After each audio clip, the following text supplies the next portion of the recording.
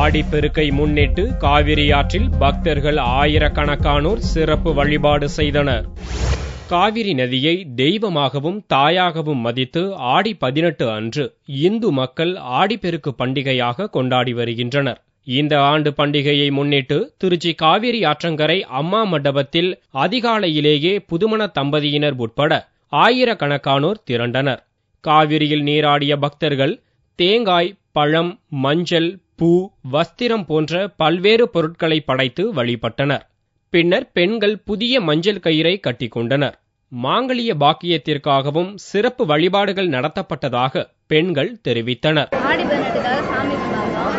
நாங்கள் கல்யாணம் அதனால தாலி பாக்கியத்துக்காக சாமி கும்பிட்டா நல்லா இருக்கும்.